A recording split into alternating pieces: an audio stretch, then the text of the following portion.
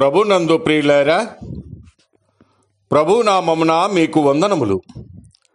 ఈరోజు దేవుని యొక్క వాక్య ధ్యానము కీర్తనల గ్రంథము 119వ కీర్తన 133వ వచనము.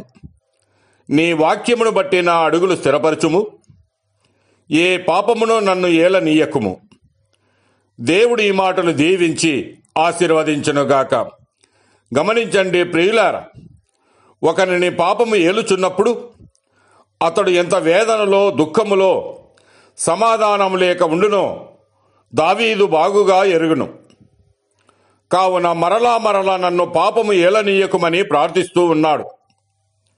ఎందుకంటే పాపము చేయువాడు పాపమునకు దాసుడని యేసు ప్రభు సెలవిచ్చెను.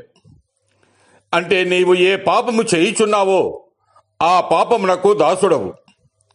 అది సినిమా కావచ్చును, సిగరెట్టు కావచ్చును, జూదము కావచ్చును, లేక వ్యభిచారము కావచ్చు, త్రాగుడు కావచ్చు. వీటికి నీవు బానిసవైపోయావు. కావుననే వాటి నుండి విడుదల పొందలేకపోవచ్చు ఉన్నావు.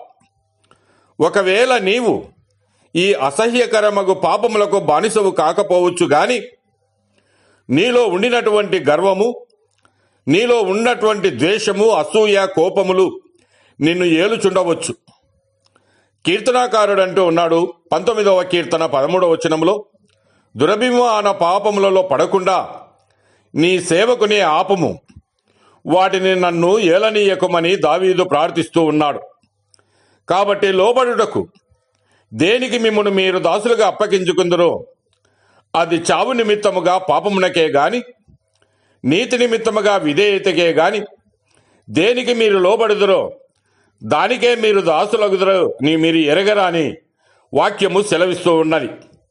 కాబట్టి శరీర దురాశలకు లోబడినట్లుగా చావునకు లోనైన మీ శరీరమందు పాపమును ఏలనీయకుడని దేవుని వాక్యము సెలవిస్తూ ఉన్నది. మీ అవయములను దుర్నీతి సాధనములుగా పాపమునకు అప్పగించకూడదు గాని నీతి సాధనములుగా దేవునికి అప్పగించుడి. అప్పుడు పాపము మీ మీద ప్రభుత్వము చేయదని రోమాపత్రిక 6వ అధ్యాయం 13 నుంచి 14 వచనాలు సెలవిస్తున్నాయి. మీ హృదయములను క్రీస్తుకు అప్పగించుడి. క్రీస్తును ప్రభుగా ప్రతిష్ఠించి ఆయనను మీ హృదయములను ఏలనీయుడని సెలవిస్తూ ఉన్నాడు.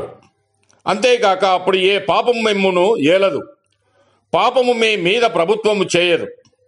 కనుక ప్రియులారా, నీవు యవనేచ్ఛల నుండి దూరముగా పారిపొమ్ము. పవిత్ర హృదయులై ప్రభువునకు ప్రార్థన చేయువారితో కూడా నీతిని, విశ్వాసమును, ప్రేమను, సమాధానమును వెంటాడము. దేవుడు మిమ్మల్ని దీవించి ఆశీర్వదించునుగాక.